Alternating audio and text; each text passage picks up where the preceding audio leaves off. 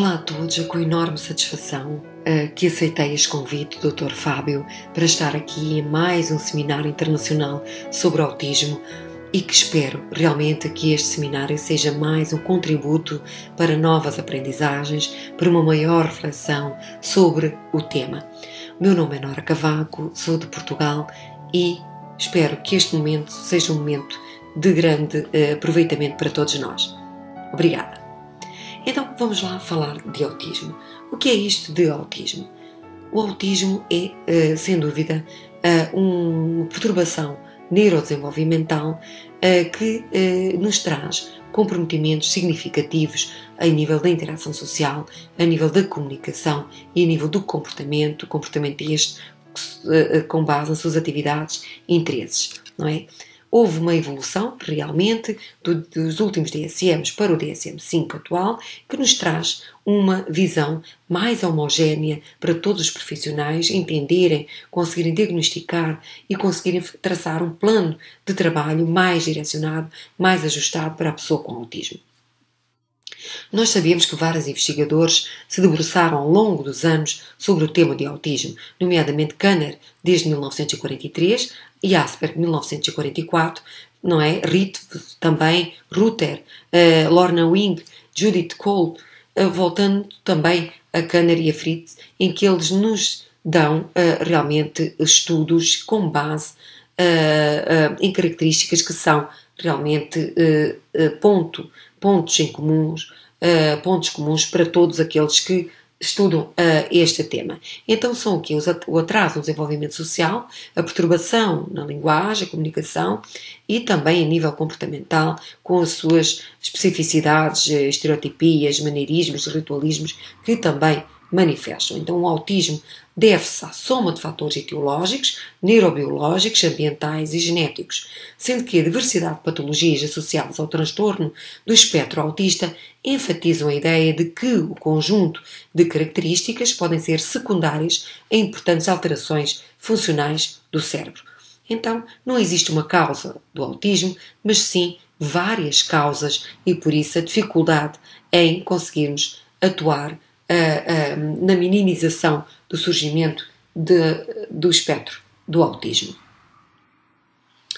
Ainda sobre a definição de autismo, como eu estou referindo também neste seminário, a definição de autismo tem sofrido realmente alterações significativas que surgiram, nomeadamente, para que consigamos, a classe de profissionais, entender, identificar e diagnosticar de uma forma mais homogénea, se assim posso dizer, o autismo.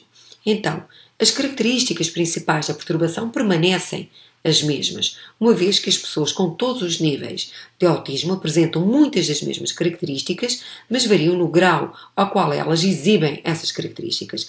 Os novos critérios trazidos pelo DSM-5 podem refletir melhor que o autismo é um espectro, ao invés de um grupo de síndromes distintas, como até agora era tratado. Sob o ponto de vista desenvolvimental, nem sempre é fácil apontar sinais patognomónicos de autismo, podendo este apresentar-se por uma clínica de atraso, dissociação e desvio nas diferentes áreas que compõem o perfil do neurodesenvolvimento.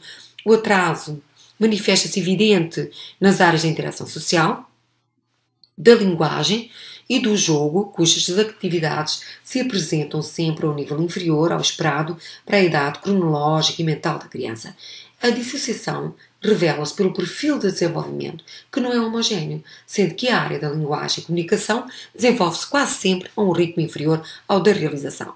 E isso é bem visível e nos ajuda a entender o nível cognitivo da criança quando lhes proporcionamos esta situação lúdica em que lhes damos os jogos de encaixe, os puzzles, de construção de cubos, para que consigamos visualizar e vislumbrar, percepcionar quais as dificuldades ou não que possam estar inerentes e que de alguma forma podem prejudicar também o nosso planeamento, visando uma maior funcionalidade da pessoa com autismo. Então o desempenho não verbal pode mesmo estar acima da idade cronológica em crianças com autismo sem déficit mental.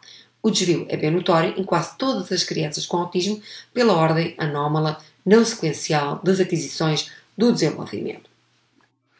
Também é importante referenciarmos que existe uma boa memória visual, auditiva e os interesses específicos também estão presentes, que permite-lhes, com alguma frequência, identificar, nomear letras ou números antes mesmo de falar e expressar também grandes ladainhas ecolálicas, repetitivas, de reclames de televisão, sem serem capazes de responder a questões simples, do tipo como te chamas, onde está o teu nariz, ou pronunciarem termos complicados como ventoinha e desconhecer a palavra mãe.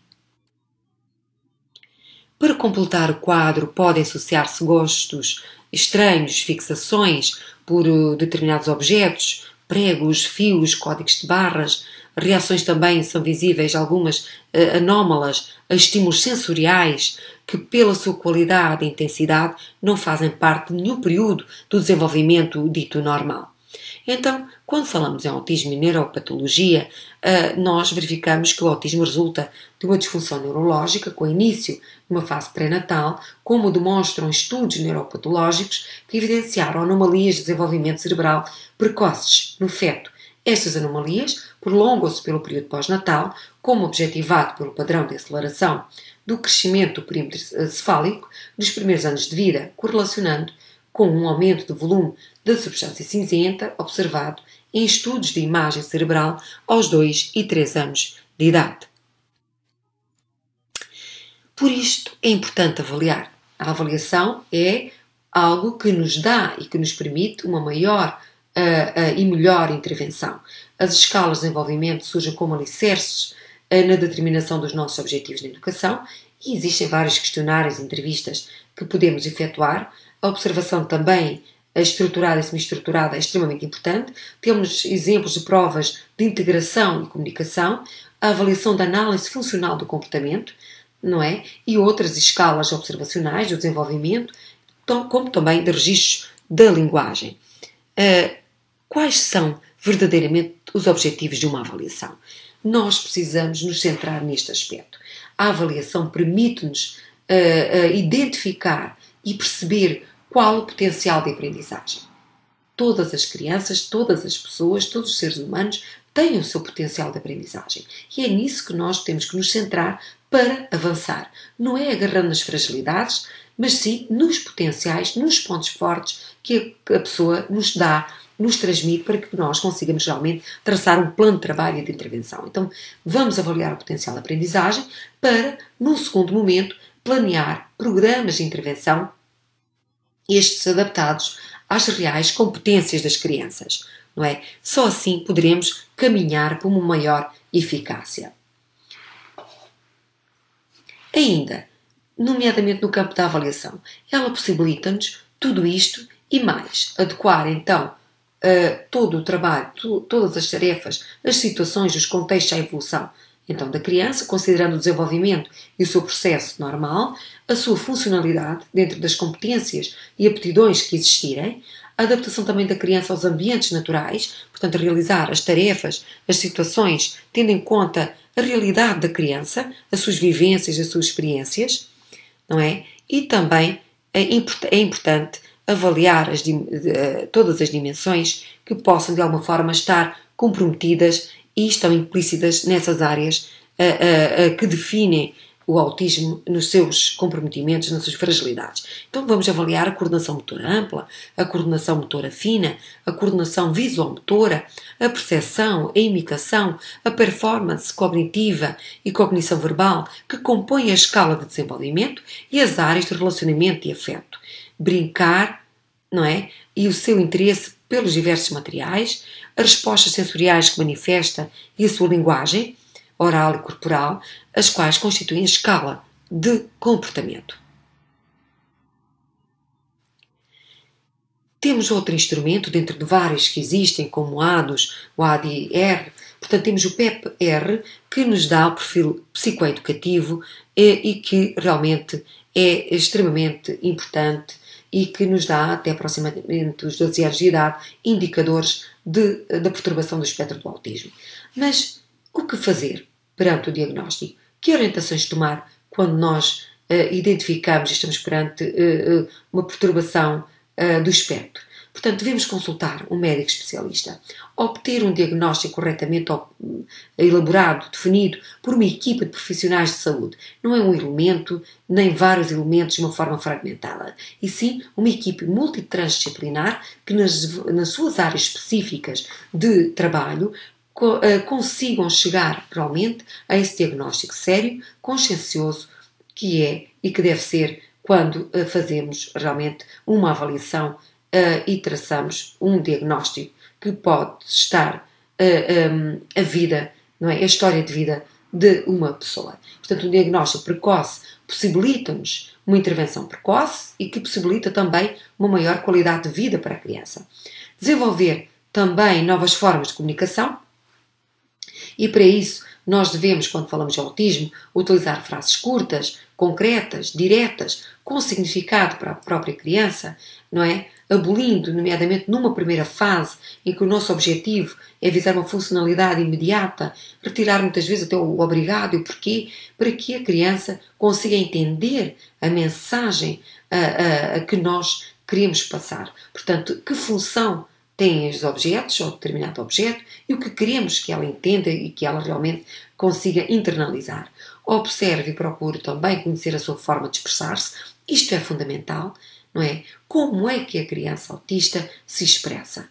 Não é como nós nos expressamos e impormos isso à pessoa autista. Ao contrário, como é que ela a observa, como é que ela comunica, como é que ela se expressa. Nem que para isso tenhamos que utilizar todas as suas estereotipias, nem que para isso tenhamos que entrar nesse mundo tão próprio que não deixa de ser o nosso mundo. Portanto, é importante conseguir decifrar sentimentos e estados de ânimo para poder intervir. Então, nós sabemos que a pessoa autista muitas vezes não sabe o rosto da expressão, o rosto da emoção, o rosto dos sentimentos, nem sabe exteriorizar em si, de uma forma adequada, nem sabe ler nos outros esses mesmos sentimentos. Não é que ela não sinta, não sabe, é executar a resposta, não é?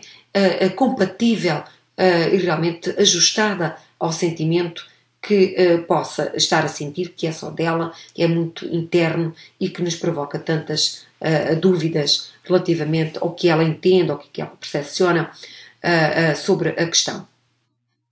Estabelecer também uma linguagem comum que una terapeuta, família e criança autista. Não é a minha linguagem, não é a linguagem do autista. Quando nós estamos a intervir com uma pessoa com este quadro, nós temos realmente que perceber que devemos utilizar, passar para a pessoa autista uma linguagem universal, tanto nos sentimentos, nas emoções, como em tudo aquilo, em todos os conceitos e situações que queiramos passar, que consideremos importantes para essa maior funcionalidade, e por isso não pode ser um código restrito, mas sim bem alargado, para que possa generalizar.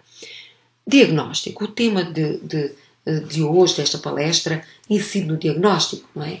E a orientação. Portanto, é proposta temos ao nosso alcance várias escalas e testes de rastreio e de diagnóstico, nomeadamente apresentamos aqui umas de Modified Checklist for Autism in Toddlers, MCHAT, que dá-nos, portanto, uma incidência dos 18 aos 24 meses, seguindo as normas da Academia Americana de Pediatria. Recomenda-se que os casos suspeitos sejam prontamente orientados para avaliação especializada multidisciplinar em unidades ou centros de desenvolvimento.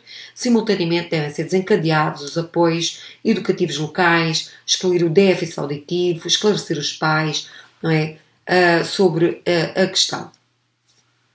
Ainda, na apresentação deste teste, no meio de muitos que já temos, e nomeadamente são testes qualitativos, são escalas de registro, como o ATA, de traços autísticos, e essa deve ser utilizada no âmbito de uma intervenção precoce. Nós apresentamos esta aqui, explanamos, como um questionário muito simples, composto por 23 questões, de resposta sim ou não, que deve ser preenchido pelos pais e cuidadores, não necessitando de qualquer preparação prévia para a sua execução. Portanto, a validade também desta escala tem sido bem estudada no grupo etário entre os 16 e 30 meses. apesar da boa sensibilidade, 85%, e especificidade, 93%, apresenta um valor preditivo positivo baixo, que leva a ter alguma atenção nos casos com resultados positivos. Não se deve, portanto, prescindir da observação da criança e do esclarecimento das respostas dadas, aliás, como é de boa prática médica antes da referenciação. A cotação da escala é rápida, 2 minutos aproximadamente. São considerados resultados positivos quando há falha em pelo menos 3 das 23 questões apresentadas ou em 2 das 6 consideradas cruciais, críticas. Relativamente à diferenciação, portanto, a diversidade de características comportamentais do autismo são semelhantes a outros síndromes, por isso a enorme dificuldade a outras problemáticas, provocando muitas vezes o erro de diagnóstico, não é? Então, é extremamente importante saber que a exigência de que os 3 critérios sejam completamente preenchidos melhorará então a especificidade do diagnóstico do autismo sem prejudicar a sua sensibilidade. Teoricamente, fornecer exemplos a ser incluídos em subdomínios por uma série de dados, de idades cronológicas e níveis de linguagem, aumentando a sensibilidade ao longo dos níveis de gravidade, desde o leve ao mais grave, mantendo a especificidade quando apenas 2 domínios são usados, não é? Aqui, nesta situação, nós vamos apresentar-vos algumas diferenciações para que consigamos chegar a um diagnóstico de autismo. Então, autismo psicose tardia da infância e a esquizofrenia. O autismo surge antes dos 30 meses, a esquizofrenia já no final da primeira infância. Antecedentes familiares. No autismo não existem antecedentes familiares, com psicose, ao contrário da esquizofrenia. No autismo não existem processos alucinatórios, ao contrário da esquizofrenia. Relativamente à importância de diagnosticar, o que é que ele significa? Porquê a necessidade de diagnosticar determinadas patologias, nomeadamente diagnosticar o autismo? Porque possibilita-nos realmente perceber, com base em uma lógica, o resultado de uma investigação. Então, diagnosticar significa reconhecer, não é? A 5ª edição do DSM-5 tenta solucionar o problema, não é? Embora, na opinião do autor e de vários autores, nomeadamente, eu considero que muitas vezes não se faça de forma muito adequada. Resumimos então,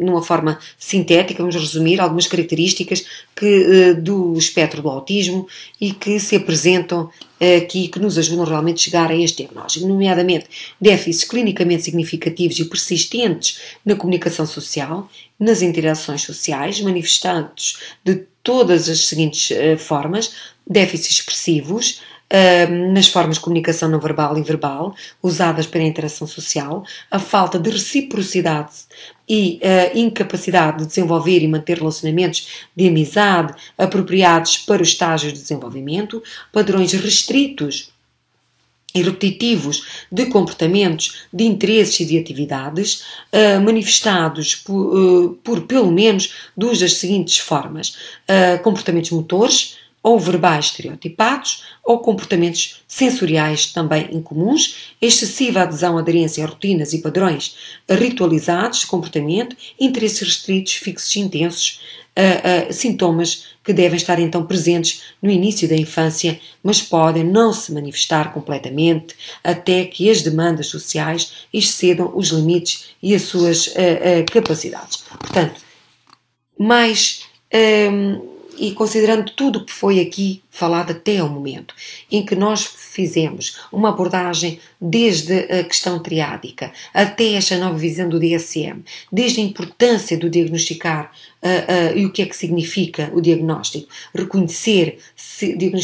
Diagnosticar significa então reconhecer, perceber com base em uma lógica o resultado de uma investigação, e nós aqui apresentamos desde Kanner, Asperger e muitos outros todo este trabalho de investigação em que se incide sobre estas áreas, que eu, ao longo deste meu discurso, pretendo realmente vincar e mostrar o que é realmente o autismo, e o autismo é visível e podemos chegar a um diagnóstico de autismo quando detectarmos estas áreas afetadas, comprometimentos nestas duas grandes áreas que envolvem as interações, os comportamentos, não é? E que, claro, a comunicação com as suas formas de linguagem que se vejam também fragilizadas e bem presentes. Então, a construção da categoria diagnóstica de autismo é extremamente difícil, uma vez que ela engloba um grande número de patologias diferentes também, não é? E nós sabemos disso. Autismo, mutismo. É importante também fazer o diagnóstico diferencial destas duas problemáticas. No mutismo existe, então, linguagem, mas restrita em determinados contextos e pessoas, com alternativas de sistemas de comunicação como os gestos. No autismo é praticamente inexistente, não é? Relativamente ao autismo e deficiência mental, existe alguma semelhança ao nível intelectual. No entanto, as alterações de interação com pessoas e objetos sempre presentes no autismo não surgem necessariamente na deficiência mental. A pessoa com deficiência mental não é uma pessoa que tem comprometimento a nível da interação social. Isso é extremamente presente e verificamos nos vários momentos que realmente a pessoa com autismo pode ter este comprometimento mental, uma situação não leva à outra e realmente um grande critério para diagnóstico é que a pessoa com a deficiência mental não revela comprometimentos nem dificuldades a nível da interação social. Relativamente aos déficits sensoriais, é extremamente importante, num primeiro momento, quando o diagnóstico, solicitarmos a ajuda médica especializada para detectarmos se existe algum déficit sensorial. Não podemos falar em autismo se existir um déficit sensorial, e nomeadamente se ele for congénito ou bem precoce na vida da criança. Porquê? Porque se existe um déficit sensorial, temos uma porta fechada para o mundo. Portanto, pode existir uma carência, ausência, comprometimento de estimulação, de entrada, portanto, dos inputs, da mensagem, dos estímulos, e então a codificação e descodificação não é feita de uma forma normativa, a criança não está aberta para essa entrada de estímulos, para as mensagens que possam por aí advir, e então apresentam-se características autísticas e muitas vezes, claro, ou nunca estaremos presente a um quadro de autismo, nomeadamente a surdez. Não é? A surdez congénita não diagnosticada pode dar origem a comportamentos autísticos que podem ser eliminados com a aplicação de sistemas alternativos de comunicação. A cegueira pode produzir comportamentos de automutilação ou movimentos estereotipados, como no autismo. E como podemos detectar o autismo o mais cedo possível? O sorriso da criança. Existem determinadas manifestações comportamentais que aparecem no autismo não como respostas sociais, mas sim a outros estímulos que estão associados à nossa fala ou à nossa realmente estimulação. O sorriso aparece na idade normal, no autista, mas como resposta a um estímulo como as cócegas, por exemplo, e não como a um indicador social. Portanto, não explora o meio da mesma forma como uma criança dita normativa, não está desperta para todos os estímulos do meio, nem de forma a conseguir selecionar determinados estímulos em detrimento de outro, não solicitam a atenção dos pais quando necessitam de colo, consolo e afeto de uma forma espontânea, ou então com esta finalidade, com esta intencionalidade.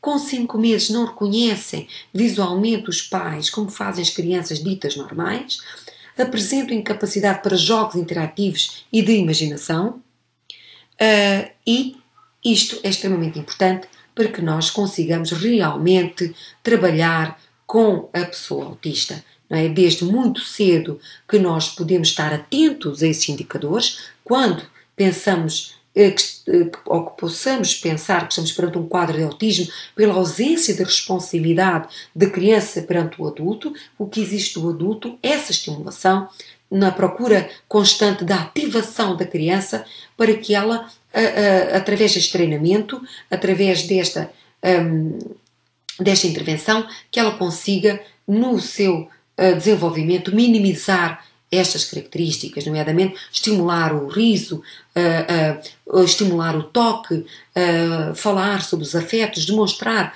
as diversas formas de afeto, procurar o bebê no colo, aproximar o nosso rosto e observar se a criança tem realmente, desde a tenra idade, mesmo quando pegamos no colo, se ela realmente resiste, se arqueia o corpinho, se desvia o foco atencional, e todos estas manifestações são indicadores bastante sérios que nós devemos ter em conta e não devemos nunca negligenciar. Portanto, vamos verificar, tendo em conta o nível de severidade em que se manifesta o quadro do espectro do autismo, e intervir conscienciosamente, seriamente, com um plano de intervenção intensivo. Não é de 1 hora nem de 2, mas intensivo, ajustado, com vários momentos de avaliação e reavaliação, para que a nossa prática seja eficaz, ajustada e realmente adaptada a cada pessoa que nós possamos ter esta oportunidade de intervir. Então, vamos realmente ter isto em conta, pensar e ajustar, porque intervir no autismo requer uma entrega total de paixão e conhecimento, de aceitação incondicional e adaptativa a uma outra realidade. É com enorme prazer que finalizo esta pequena palestra, que muito ficou por dizer, por falar, mas espero realmente em outras oportunidades, presenciais ou online, poder tirar todas as vossas dúvidas, nomeadamente na definição, no enquadramento de autismo, nos critérios nucleares de diagnóstico, que estão sempre presentes. Portanto, o autismo surge desde, portanto, o nascimento, manifesta-se nos primeiros momentos de interação, começa-se a revelar nessa fase de diádica ou triádica de interações, seja ela com pais, irmãos, cuidadores, e que realmente uma intervenção precoce, ajustada através de uma leitura conscienciosa do que é o autismo, permite-nos realmente fazer um trabalho de superação de algumas características mais comprometidas e realmente visar uma maior funcionalidade da pessoa com autismo, permitindo generalizar comportamentos, permitindo realmente estar incluída numa escola e no mundo do trabalho e nos diversos contextos, porque ela possa realmente passar, conviver e realmente ser autista é ser pessoa. E então todo o nosso trabalho deve visar isso, visar a funcionalidade, visar uma vida feliz, harmoniosa, equilibrada, porque ser autista não quer dizer que tenhamos que ser, ou que a pessoa tenha que ser uma pessoa infeliz, uma pessoa ansiosa. E, ao contrário, eu considero que ser autista pode ser, mesmo sendo autista, uma pessoa bastante feliz. Obrigada pela vossa atenção. Até breve.